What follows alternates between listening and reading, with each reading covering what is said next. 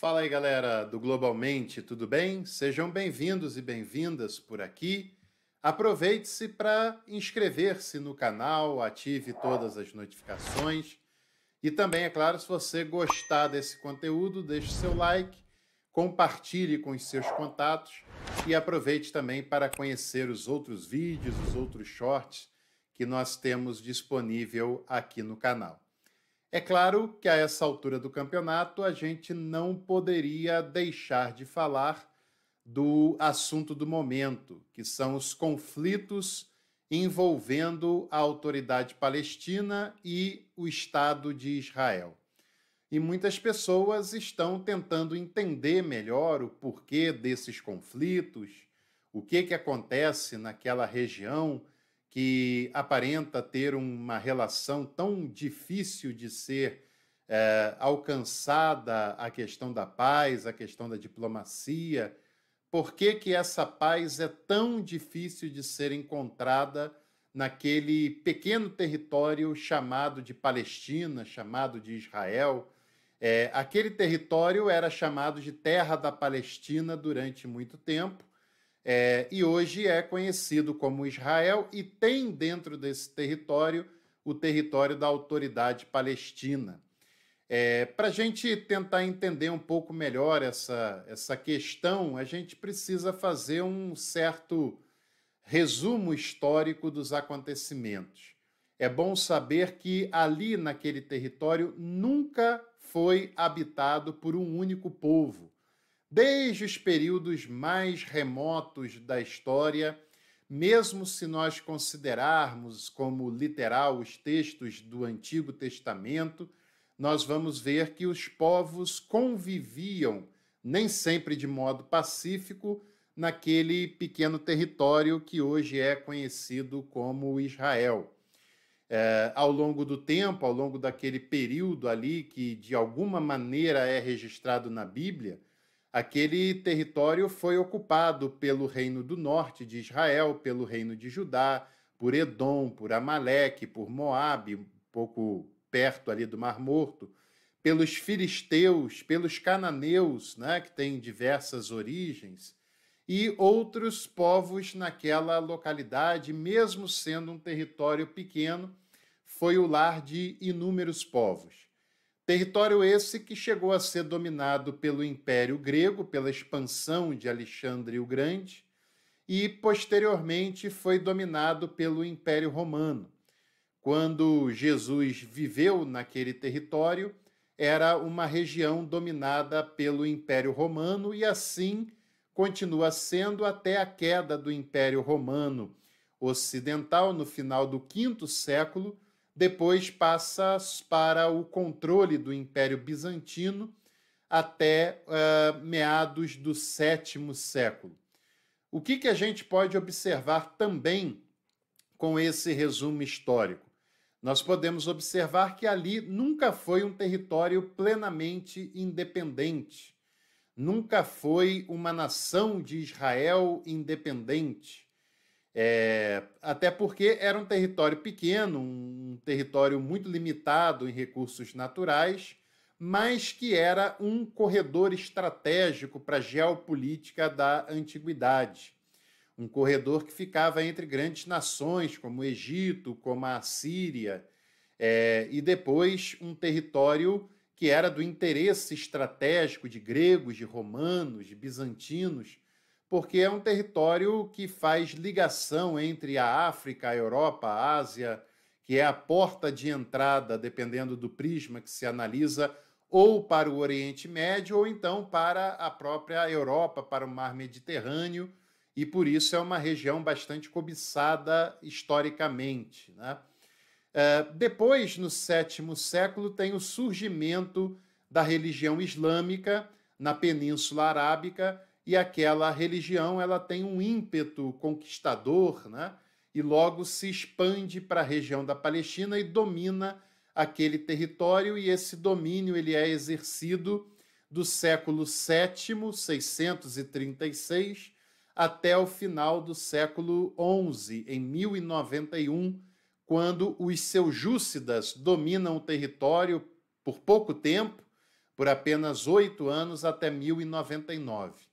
Nesse ano de 1099, aquele território passa, ou parte daquele território, é sempre importante a gente citar, que ali sempre foi a casa de vários povos diferentes e também o lar de várias religiões diferentes. Os muçulmanos habitam em parte daquele território desde a sua fundação no século VII e também sempre teve a presença de colonas judaicas desde muito remotamente. Durante o período medieval, aquele território conhecido também como Terra Santa passou a ser alvo da cobiça dos cristãos ocidentais medievais liderados pelo Papa, porque a peregrinação cristã à Terra Santa era muito praticada, ou foi durante algum tempo bastante praticada, e era um instrumento econômico também muito interessante para o Ocidente. E o Papa Urbano II começa a organizar as primeiras cruzadas, e na Idade Medieval aquele território foi dominado parcialmente pelos cruzados até o final do século XIII, quando passou para o controle dos mamelucos, que ficaram lá até 1516, e em 1517 os turcos otomanos tomaram o controle da Palestina e exerceram um controle ali muito presente durante 400 anos, até 1917, isso já no século XX. No final do século XIX e no início do século XX, começa a ser organizado na Europa um movimento chamado de movimento sionista, de judeus muito alinhados à direita política naquele cenário, muito alinhados à Europa, principalmente ao Reino Unido e posteriormente aos Estados Unidos. O Theodor Herzl é um jornalista húngaro de religião judaica, porque é importante a gente fazer esse recorte de que essa briga ela não é uma briga religiosa, não é uma briga entre o bem e o mal e tampouco uma briga entre islamismo e judaísmo, porque nem todo israelense é judeu, lá também é o lar de cristãos, de muçulmanos, nem todo palestino é islâmico, é muçulmano, lá também moram palestinos judeus, palestinos cristãos, né? É uma briga política que vai sendo gerada a partir do movimento sionista. Diga-se de passagem, tem grupos judaicos importantes que são contra os ataques do Estado de Israel aos palestinos, né? Que desejam um acordo de paz, e grupos muçulmanos também que desejam o mesmo. Mas o movimento sionista começa no final do século XIX e eles têm como objetivo a criação de um Estado que sirva de pátria para muitos judeus que vivem na Europa. E, claro, grande maioria desses judeus tem origem europeia também, né? Judaísmo a gente está falando de religião, né?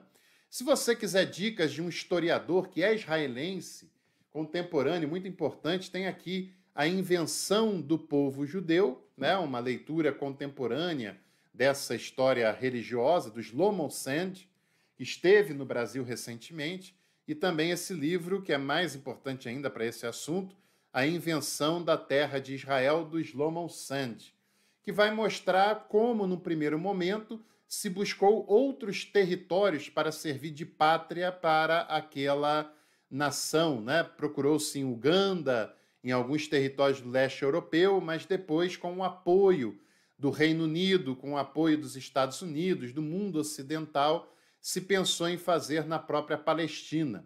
O atual Estado de Israel na Palestina é uma porção ocidental dentro do Oriente Médio. E depois, é claro, da Segunda Guerra Mundial, com aquele episódio horroroso, extremamente condenável do Holocausto, acelerou ainda mais a necessidade da criação de um Estado que servisse de pátria para os judeus. E foi feito na Palestina. A determinação da ONU foi em 1947, com o voto de Minerva do Oswaldo Aranha, um diplomata brasileiro muito importante, que graças a ele o Brasil não se alinhou ao nazismo no período da Segunda Guerra, e ele votou e desempatou a resolução da ONU que previa a criação de 2 estados na Palestina, 2 estados soberanos, o Estado de Israel e o Estado da Palestina, um de maioria judaica, né, de religião judaica, e o outro de maioria muçulmana, que seria habitada pelos árabes. Em 1948, tem a independência do Estado de Israel e logo na sequência, aquele recém-criado Estado ele é invadido por Egito, pela Síria e passa pela Guerra dos 6 Dias, algumas décadas depois pela Guerra do Yom Kippur, quando é atacado no feriado do Dia do Perdão. E em todas essas movimentações, a gente precisa observar uma coisa: aquele Estado precisou se militarizar para sobreviver, mas, por outro lado, também em cada movimentação militar, o Estado atual de Israel diminuía o território destinado à Palestina, à população árabe que morava naquela região. Cada movimento, por exemplo, chegou a tomar a península do Sinai do Egito, que foi devolvida posteriormente, chegou a dominar as colinas de Golã, que pertenciam à Síria e domina aquela região até hoje, e os territórios da Palestina foram sendo diminuídos movimento após movimento pelo atual Estado de Israel. Hoje o Estado de Israel tem cerca de 21 mil quilômetros quadrados, enquanto que o território da Autoridade Palestina tem cerca de 6 mil quilômetros quadrados. As populações nem são tão díspares assim, né? Em Israel moram cerca de 9 milhões de habitantes, na Autoridade Palestina cerca de 5 milhões, uma parte na Cisjordânia e outra parte na faixa de Gaza, e os confrontos atuais, o Hamas habita na faixa de Gaza, né, controla aquela parte do território, e esses 2 territórios, a Cisjordânia e a faixa de Gaza, não têm conexão territorial, e essas populações sofrem muito, têm os seus direitos humanos negados pelo atual Estado de Israel.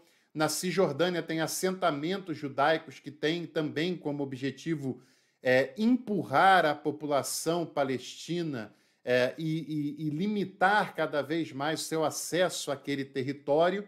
E na faixa de Gaza é um território pequeno e uma população completamente espremida por Israel, só tem conexão com Israel, um pedacinho com o Egito, mas o Egito já prometeu não interferir nessa questão, e na parte marítima também é uma parte bastante controlada por Israel. Então, os territórios da Palestina, principalmente a faixa de Gaza, vão sendo sufocados historicamente pelo Estado de Israel atual, que reivindica a soberania de toda a capital de Jerusalém, enquanto que os palestinos reivindicam um controle sobre a Jerusalém Oriental, porque ali também tem uma questão religiosa e a capital, a cidade de Jerusalém, ela é simbólica para cristãos, muçulmanos e também, é claro, para os judeus, né? Agora, as questões religiosas são interessantes, né? Porque se vende uma ideia de que a causa desses conflitos na terra da Palestina, na terra de Israel, são movidos pela questão religiosa, para saber quem é o primogênito de Abraão, etc. Mas não tem nada a ver com isso, não. Isso é fruto do Estado de Israel contemporâneo, que se torna uma potência econômica, militar, por causa do financiamento das grandes nações ocidentais, Estados Unidos, Inglaterra, nações da Europa, que inclusive nesse conflito já disseram que vão apoiar irrestritamente Israel. E também é importante a gente dizer que o povo da Palestina, que tem vários dos seus direitos básicos negados, reivindicam diplomaticamente uma solução junto à ONU, junto a grandes nações, e essas reivindicações são sempre negadas. E o observador da Palestina na ONU, no domingo, dia 8 de outubro, fez um clamor para que o povo da Palestina não seja visto como um povo sub-humano, que é uma reivindicação bastante justa, né? Mas reivindicações diplomáticas são feitas e constantemente ignoradas. E é claro que só pode haver uma solução pacífica se houver justiça, tanto em favor do povo de Israel quanto em favor do povo da Palestina, que é o mais vulnerável, o mais pobre e minoritário também daqueles territórios, né? Só poderá haver uma relação minimamente apaziguada nesses territórios se for respeitado por ambos e pela comunidade internacional um Estado de Israel soberano, como também um Estado da Palestina soberano naquele território.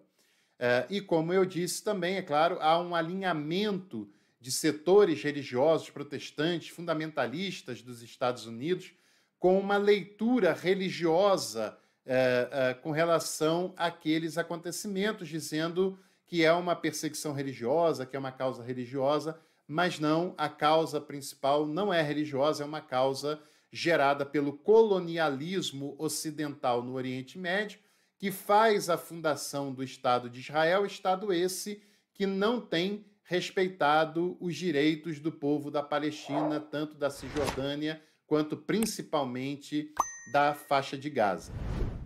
É claro que o melhor é sempre uma relação diplomática, uma relação de paz, não é? Mas para isso acontecer, ambos os lados precisam estar dispostos, inclusive a reconhecer a existência do outro lado nesse conflito, né?